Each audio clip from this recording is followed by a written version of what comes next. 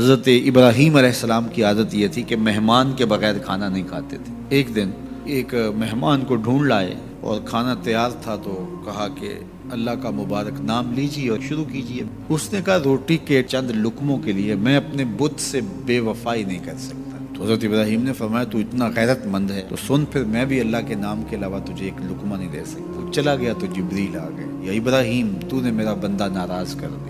یا اللہ وہ تیرا بندہ تھا۔ کہا ابراہیم اس کی عمر کتنی ہوگی؟ مالک 70-80 کے پیٹے میں ہوگا۔ تو کہا اتنا عرصہ ہو گیا نا کہ میں اس کو دے رہا ہوں، تم ایک دن نہیں کھلا سکے؟